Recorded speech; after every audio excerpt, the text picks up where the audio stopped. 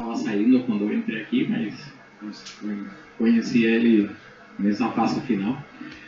Então, esse projeto esse trabalho que eu vou comentar hoje para vocês, é parte do que eu estou fazendo agora no LNCC, que eu saí para fazer o postdoc lá.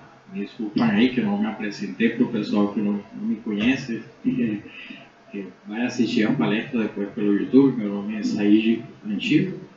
Eu estou fazendo pós-doutorado no Laboratório Nacional de Computação Científica, especificamente no projeto do professor Renato Portugal, que é redes neurais quânticas, e estou trabalhando sob a supervisão do professor Gilson Giraldi. Ele é matemático e o Renato é físico, então é uma mistura aí bem legal. Então, o Jonas principalmente sabe que eu sou mais da área de teórica, e a tese que a gente trabalhou aqui foi muito assunto que estava longe da computação quântica.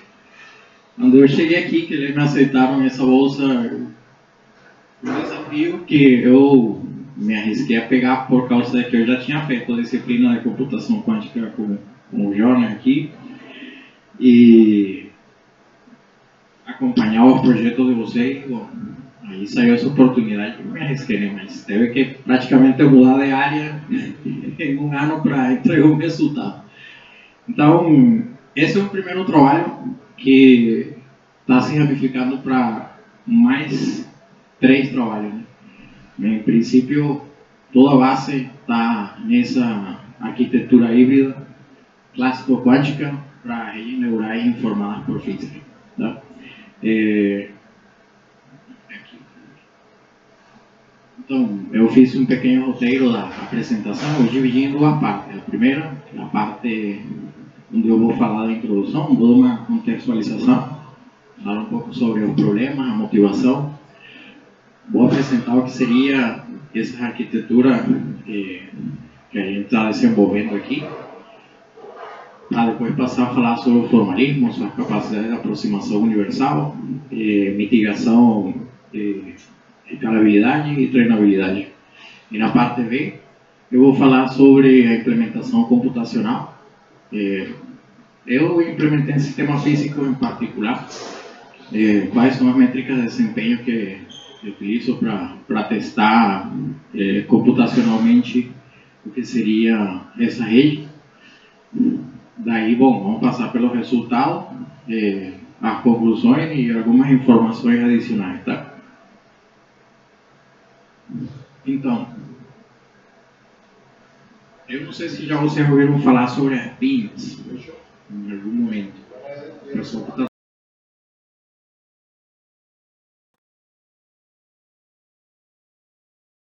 A gente pode definir como uma rede que recebe, dado um tempo, ela tem um processo que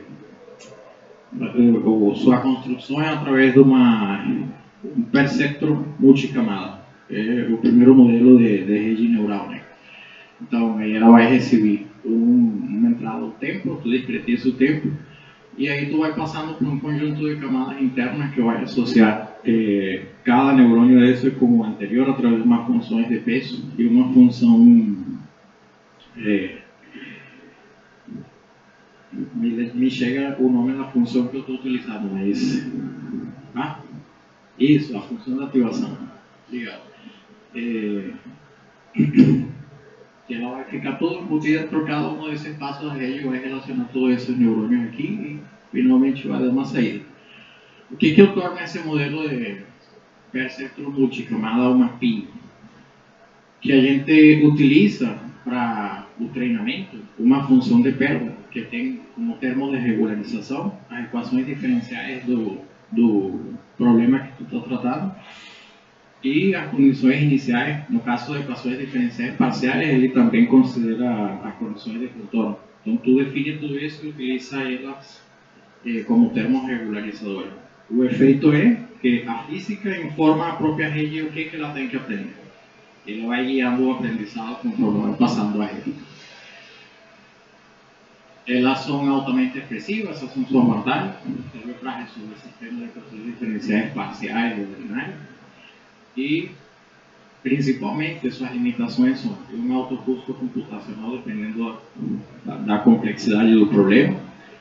E acontece que no treino o gradiente explode e isso prejudica também o treinamento da rede. Então, existem várias técnicas para ajudar ela a se manter mais estável nesse processo de treinamento.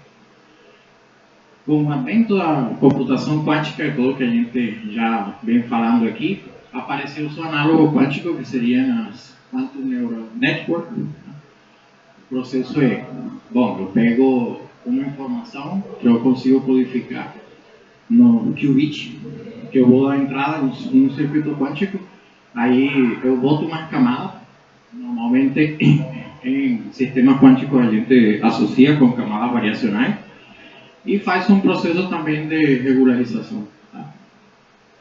Que é através de uma função de Perron, né?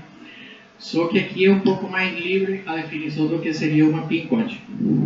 Tem pessoas que dizem, pelo que eu li na referência, que uma PIN quântica é uma PIN clássica, agindo sobre um problema de mecânica quântica. Tem pessoas que dizem que eu posso definir uma estrutura completamente quântica e utilizar o termo regularização, mas bem pensado essa rede aqui como um problema variacional, né? Só que assim, ela também tem uma vantagem, que é sua alta expressividade. A expressividade clássica não é ruim, por muito que a gente tenha na cabeça que o computador quântico expande muito, a expressividade de uma PIN clássica é enorme. Então, aí a gente tem que ter certo cuidado, né? Mas a principal desvantagem de uma rede quântica, ou essa rede neural quântica, é, além do alto custo computacional e o ruído que está no hardware quântico atual, a gente tem um problema de barreira platô, que o gradiente vai rapidamente para zero, ele sobe quando aumenta o número de qubits.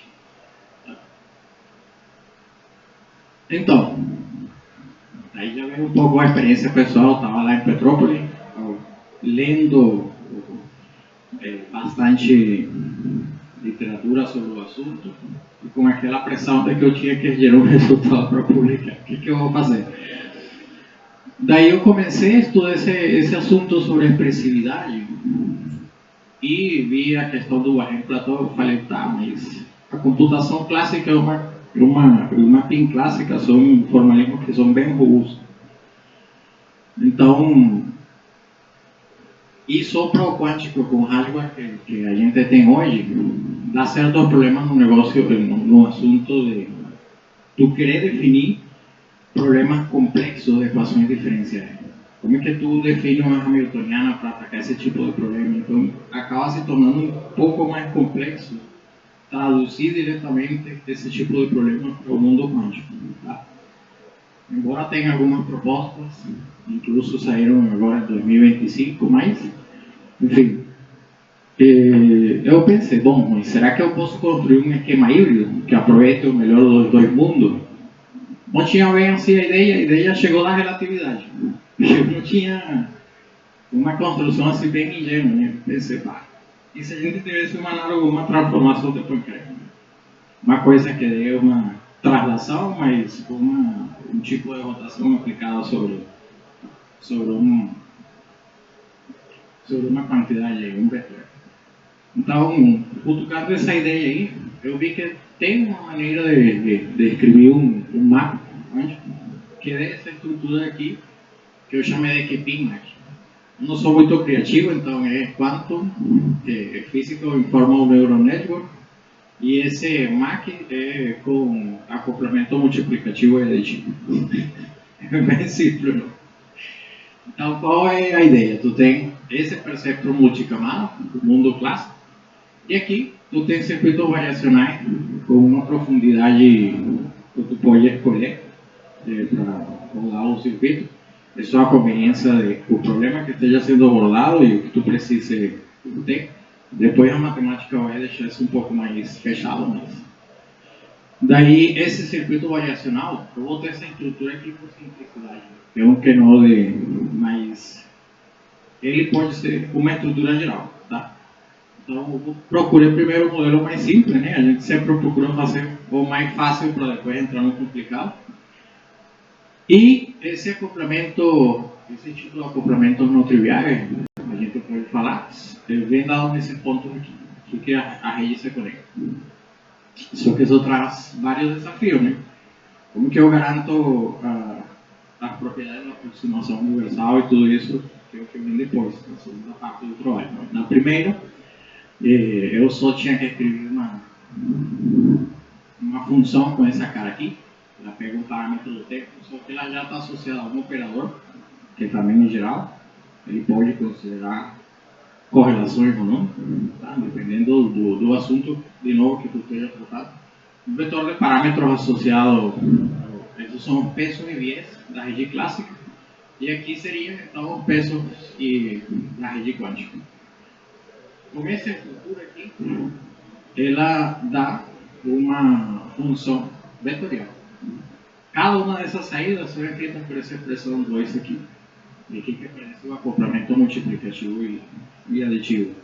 Esse termo, que vem da observação do circuito quântico, ele age como um viés dinâmico. Aqui está a parte da rede clássica, e aqui o produto direto, que seria o acoplamento multiplicativo. Se a gente pensar nessa estrutura, se eu fazer o circuito quântico indo para U, a probabilidade vem. No circuito quântico equivalente, se para aumentar a probabilidade de 1, eu teria uma rede clássica normal. Se eu considerar esse termo aqui indo para 1, eu teria uma rede quântica normal. E se eu considerar o 2, eu teria um modelo híbrido. Então, com essa estrutura que eu consegui essa generalização, as camadas variacionais são escritas dessa forma aqui, tá? São rotações em Y, uma porta de fase controlada e uma Hadamard só aplicada ao primeiro qubit. Aqui já são rotações no outro qubit. E agindo no final de todo esse resultado, a fase controlada, tá? E não, em geral. Então, a gente, com esse circuito aqui, essas camadas variacionais, a gente escreve o estado geral como essa expressão 3, tá? Em termos das camadas variacionais. Daí, então, a ideia é pegar o problema de equações diferenciais, equação diferencial, uma função que vai ser a solução dessa equação diferencial, dando uma condição inicial. E aí, a gente constrói uma função de perda dada pela expressão 7. Aí tem, de novo, condições que envolvem o termo de regularização associado às equações diferenciais, suas condições iniciais, e essa data, por se tu quer botar uma informação adicional sobre medições que já tu tem naquela rede que tu está utilizando para resolver o problema. Se não tiver, ela funciona também, só que vai ter um pouco mais de trabalho conforme o número de épocas que vai precisar para conseguir resolver o sistema. Então, como é que é a cara desses termos da expressão 7? Vem dado nas expressões 8, 9 e 10. Tá? Com isso, eu consigo resolver o problema dessa equação diferencial. Muito bem. Então, aqui vem a parte do formalismo. Bem mais que perder a capacidade de aproximação universal, eu preciso garantir que ela se preserva de alguma maneira com essa estrutura que eu botei. E, além disso, para que tipo de passo ela se preserva, essa validade, pelo menos. Ela tem precisão arbitrária para fazer essas aproximações, que nem a rede clássica. Então, tudo isso eu consegui botar a prova no paper. Utilizei um espaço de Haldor compacto para passar a variável contínua, que seria o tempo, e generalizei para espaço de LP. Esse RM porque a gente tem um vetor de saída, são várias saídas. Então, eu construí uma prova de aproximação universal para esse modelo híbrido. Ela tem essa garantia de que ele consiga fazer uma aproximação com uma precisão arbitrária, equações diferenciais e parciais. E na prova a gente vê que a gente não perde essa generalidade do teorema da aproximação universal. Aí a gente tem um espaço geral, LP. Idealmente a gente vai trabalhar com P igual a 2, né? Que são funções de quadrado integral. Mas se por acaso esse P aqui está por causa de que eu tenho que utilizar uma desigualdade de Holder. Então, quando tu utiliza essa desigualdade de Holder, vem sendo como generalizações da desigualdade de Schwarz. Não necessariamente a dimensão do espaço que está do lado esquerdo da desigualdade vai ser a mesma do produto. Então, aí muda o P. Pode ser P maior P4, dependendo do que tu utilizar. Então, por isso eu tenho que construir uma prova um pouco mais geral. Mas deu tudo certo o caminho? Isso. O cálculo da norma muda. Daí também muda como tu define o volume e parte da medida de leveza, tudo isso. Então, tem uma curiosidade além disso. Esse pensamento ingênuo desse tipo de rede trouxe o maior ganho dessa estrutura, que pelo fato de ter esse acoplamento multiplicativo, a gente pode pensar assim: o gradiente da rede clássica explode, o gradiente da rede quântica decai. Então, ela meio que casa uma com outra e uma controla o decaimento da outra. Então, o que vem sendo prejudicial para a rede clássica, nesse caso a rede híbrida é um ganho, porque ele puxa o gradiente que está subindo para cima, ou seja, o fator multiplicativo faz ele crescer.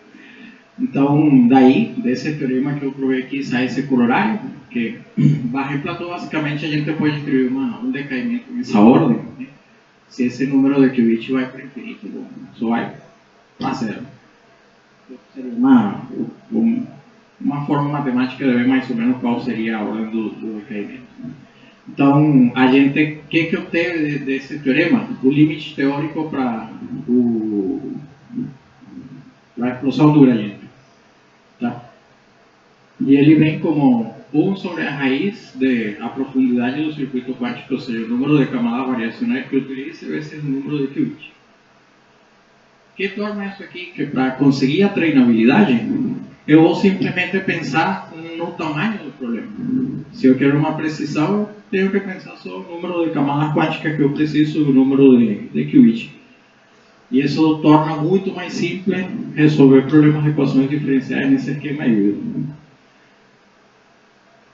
Então, um dos primeiros sistemas que eu abordei vários. Peguei meu livro da graduação e peguei aqueles negócios esquisitos quando a gente escrevia através das lagrangianas circuitos elétricos mais complexos, né? Que já pensar no método de malha é mais tedioso, né? E dessas duas equações acopladas, aqui o acoplamento não é um acoplamento tão forte, mas serve para testar. Daí, eu estudei esses outros dois sistemas, que eu vou ver se dá tempo de revisar, pelo menos o resultado que eu tenho até agora.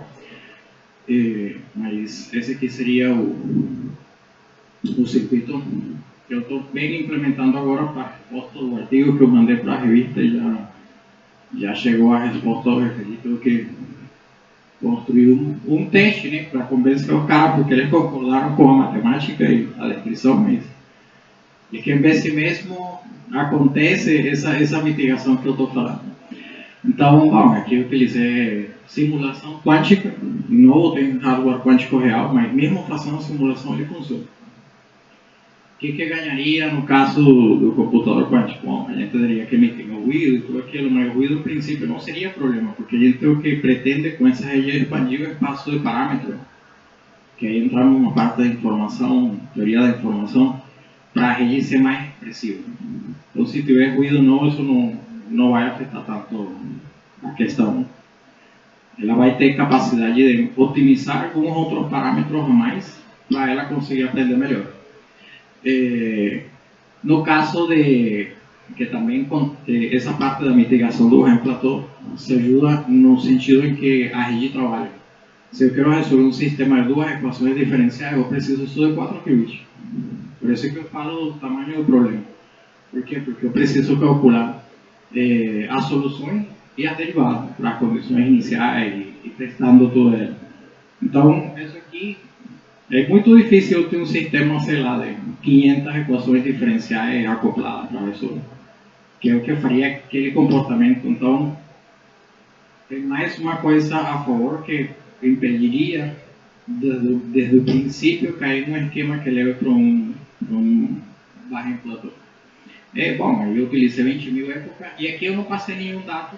Eu poderia utilizar uma solução numérica, mas não passei nenhum dado. Fiz o treinamento limpo, assim, mais robusto, no caso de utilizar mesmo equações diferenciais para aprender. Então, eu deixei esse código rolando aqui em PDF. Vamos ver se funciona.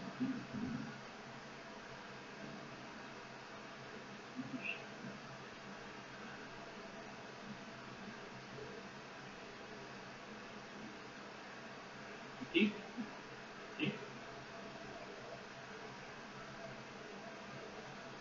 Não tem.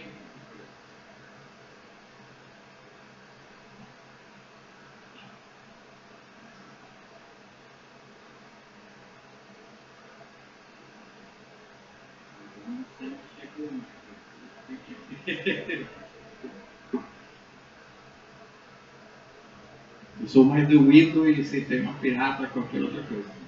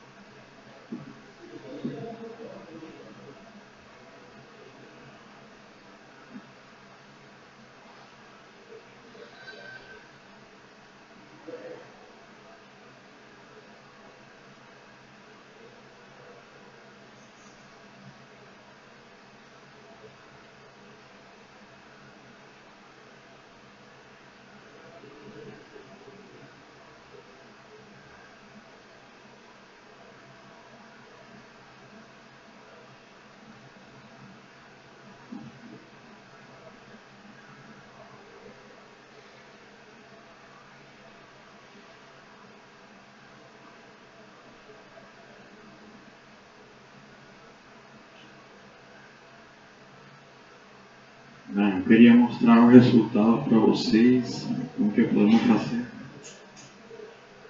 Bom,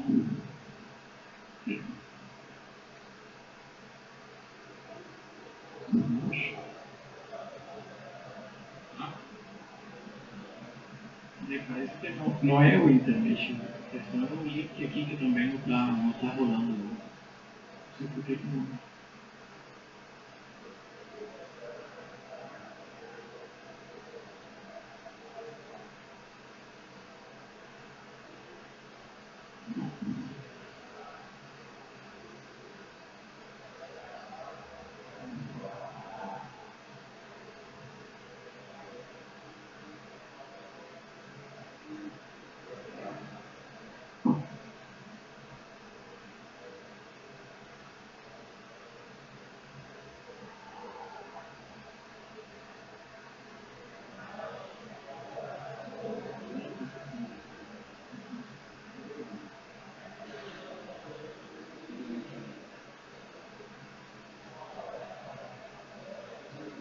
de eu entrar aqui no meu e-mail, entrando por água.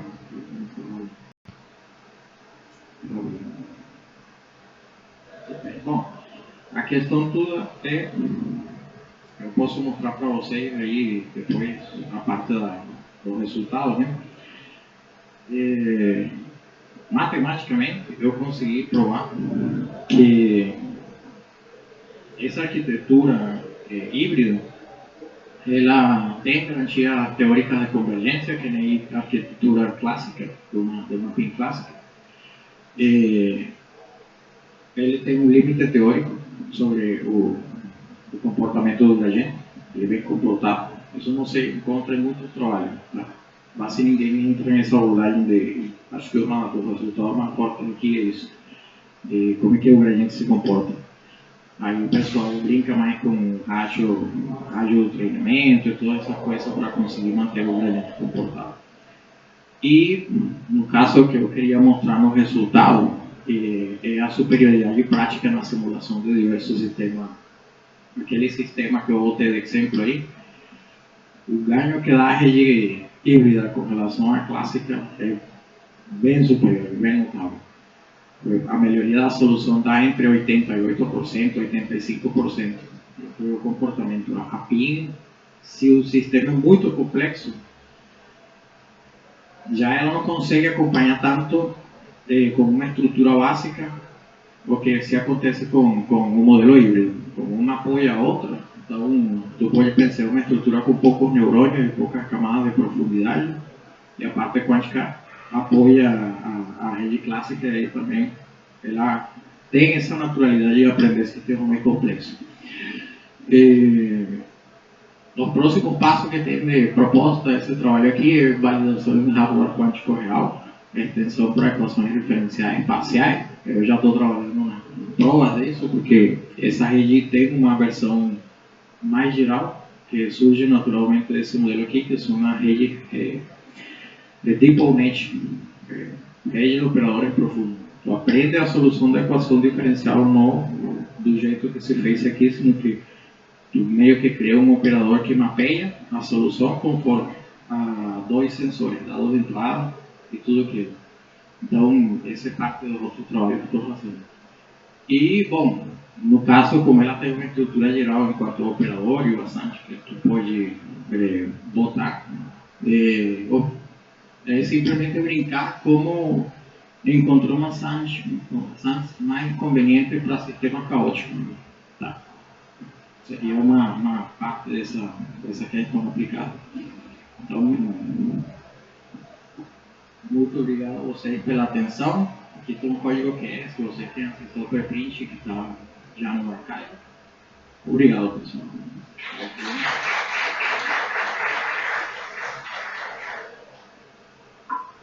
Uma pergunta para o educacional geral. Pensa que dá para fazer provas desse tipo aí ou pessoal? Aí seria mais ou menos que tipo de problema está pensando? Não, aqui tu pegou um tipo particular de rede neural. Queria saber se tu consegue, porque seria muito bom se só com uma arquitetura mista assim tu conseguiria baixar aquele questão dos canais estéreos aí. Eu acho que tem que aparecer alguma dificuldade quando tu vai para redes neurais gerais, para um problema mais geral do que PIN. Né? Não sei se você já pensou nisso, eu conversando sobre isso. Bom, aqui, ainda esse trabalho acabou de sair, eu saí do formalismo, agora estou implementando no projeto o alcance dele, que outro problema pode aparecer. No princípio, a coisa assim que a gente está abordando desse problema simples, ela está respondendo bem. Esse formalismo se encaixa muito em outra coisa. Aí, esse modelo de informação física se aplica através de gráfico. Tem gráfico informado por física, tem GPNet informado por física.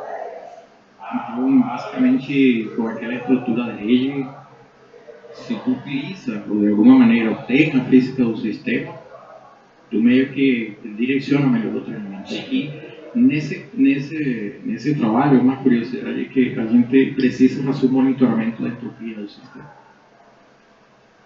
No outro trabalho que eu estou fazendo agora, da DeepNet, essa parte da física, da entropia, provavelmente pode ser utilizado como termo de regularização de função de peso. De certa forma, tu mede a saúde da rede, porque se ela colapsa para um valor só, ela perde expressividade. Só o valor não acrescenta, né? Quanto mais aleatório ele seja, melhor vai ser a expressividade da rede. Então, isso, o que dá para olhar? Se tu pensar em que, eu vou deixar uma matriz que mapeia a informação clássica da forma que eu preciso, e na parte quântica, como eu tenho completa liberdade, eu vou gerar todo o imaginamento possível, vou aproveitar a riqueza do espaço de Hilbert. Aí eu vou aumentar naturalmente a expressividade da rede. Então, mais ou menos isso é o que eu vejo que promete esse tipo de trabalho. Pessoal, mais perguntas? O bicho pegou.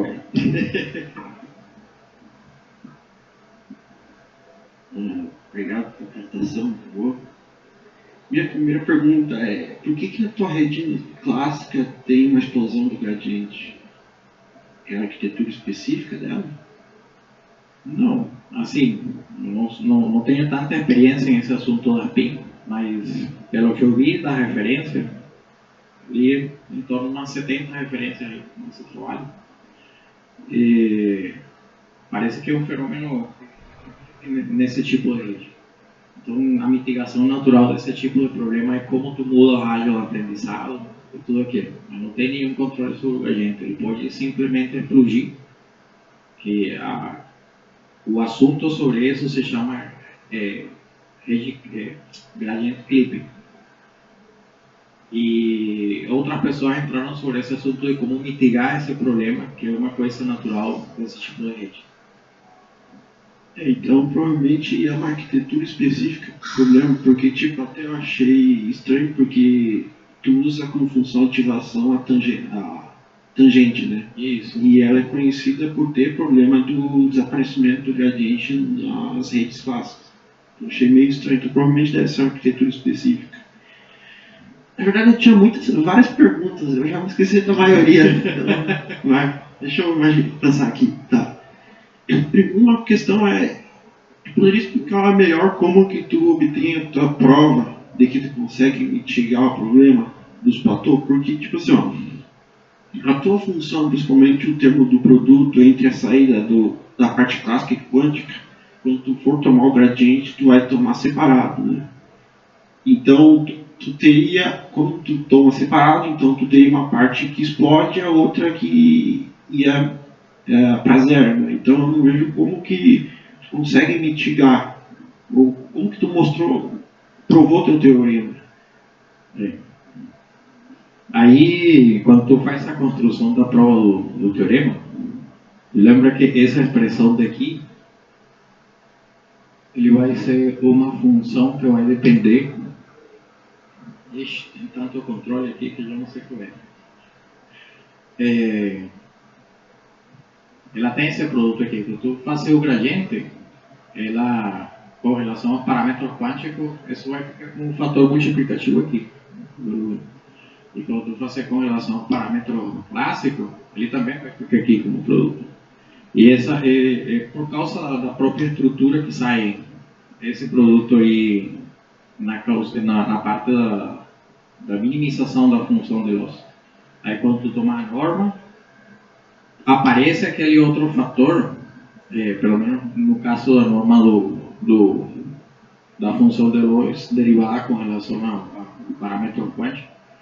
Esse aqui, tu vai calcular uma integral, né? Tudo aquilo, ela vai se, para calcular a norma, ela vai vir uma constante que vai ser esse fator que vai, digamos assim, amplificar o valor do gradiente nesse ponto.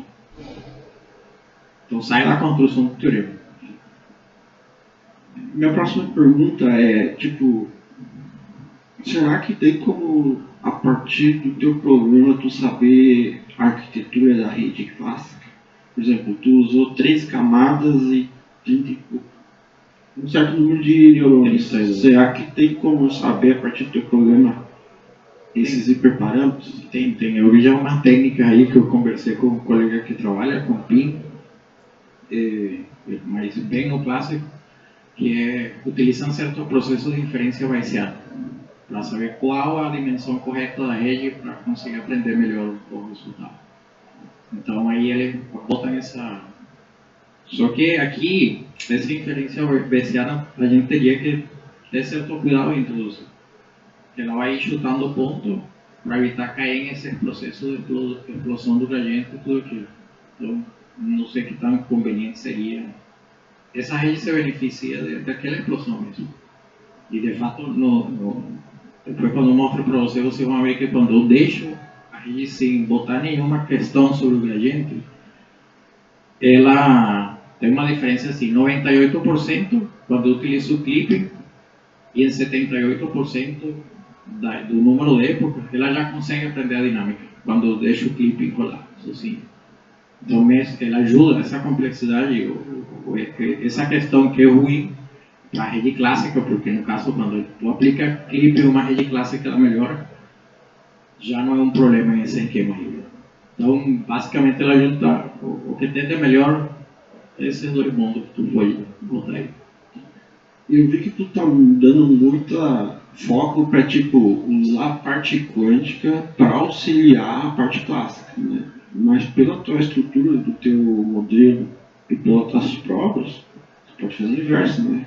Já respondendo a questão do professor, pode usar a parte clássica para auxiliar o quântico. Então, qualquer VQA tu poderia mitigar o problema dos fatores com essa arquitetura. Daí, minha pergunta, por que não foca nisso também? Seria uma boa entrar depois nisso mesmo. Como eu falei, esse é o primeiro trabalho, surgiram outras ideias, mas assim, são interessantes no sentido que ninguém fez. Então tá todo esse espaço aí, se eu conseguir outro um artigo nessa parte eu sou pioneiro. Então eu prefiro trabalhar primeiro nessas duas coisas, antes de botar a mão na massa naquele assunto, mas é bem interessante isso. E outra coisa que eu vejo é complicado levar certos problemas para a computação quântica.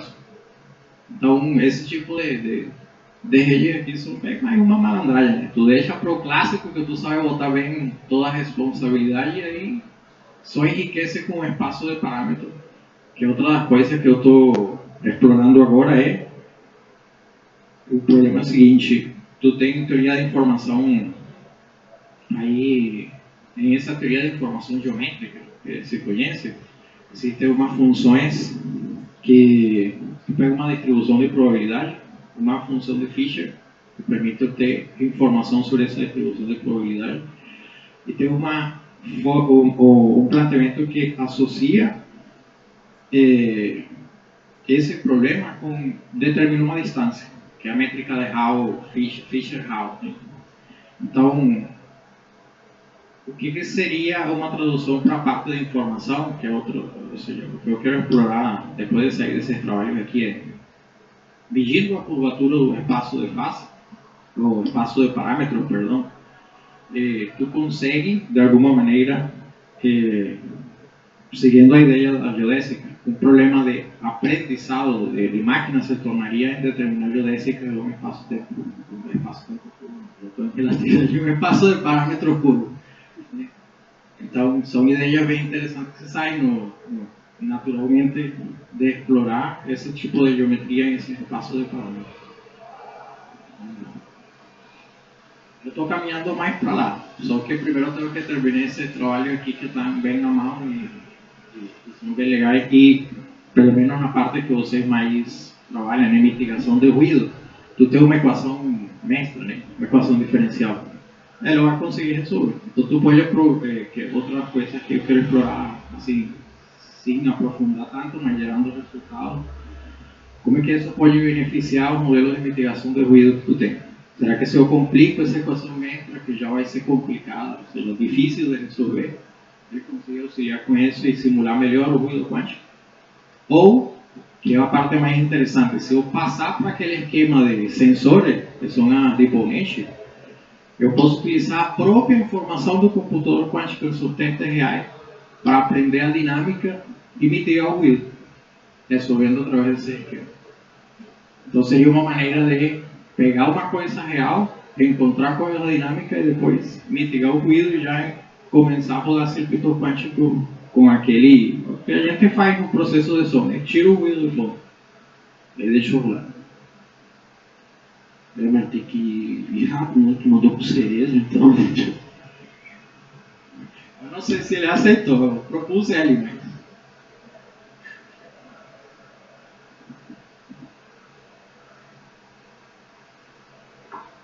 Alô, tá. Minha última pergunta.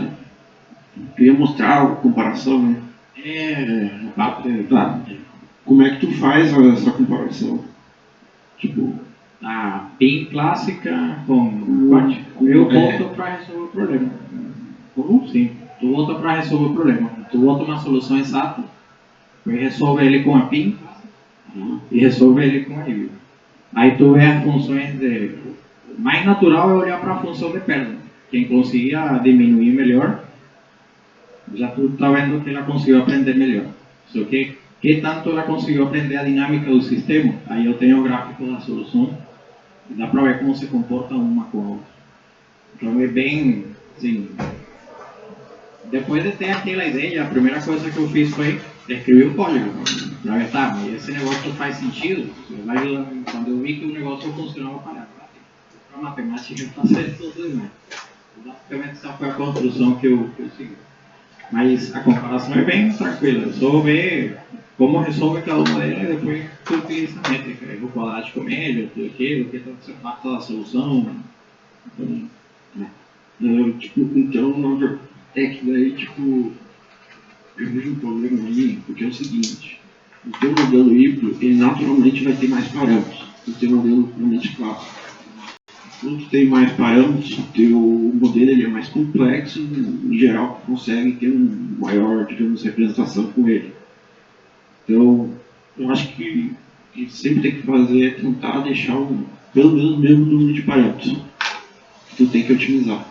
Porque se tu vai fazer somente essa análise de qual que diminui mais a função, talvez tu não consiga, por exemplo, digamos que tu vai pegar a tua rede clássica, agora puramente clássica, e vai aumentar ela, de modo que vai ter o mesmo número de parâmetros que o teu modelo híbrido. Talvez nessa situação, daí o teu modelo puramente clássico possa ser melhor. Entendeu? Então, tu disse que ia ter que fazer mais análise, né? Então, Desse horário aqui, é basicamente do que tu está falando. Eu já tenho uma indicação de qual vai ser o tamanho do problema, para o erro que eu quero ter.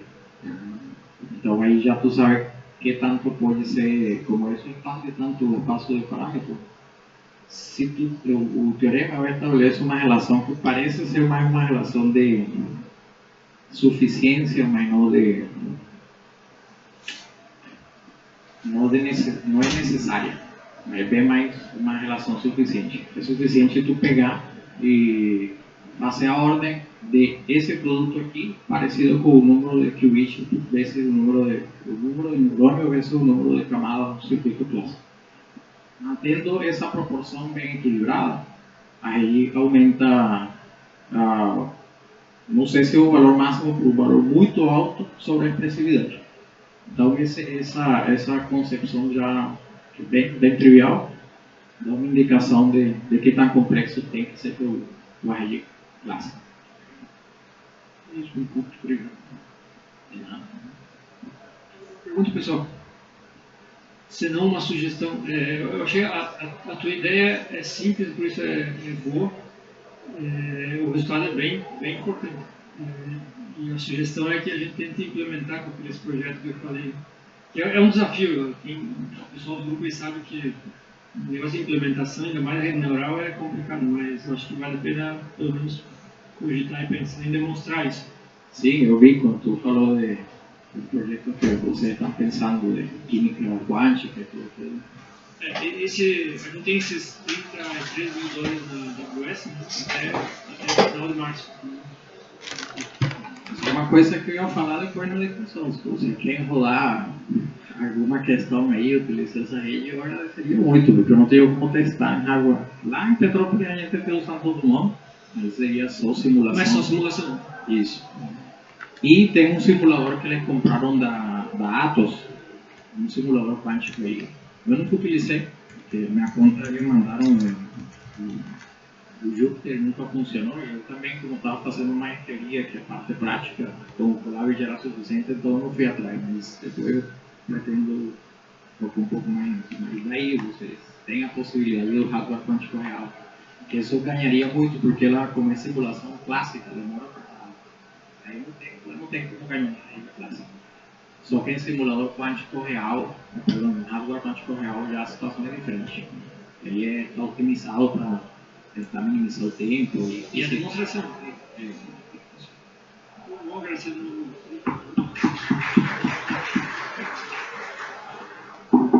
Só a gente vai trocar um pouco a ordem, pelo andar da carruagem, a gente vai ter que fazer algumas detalhes.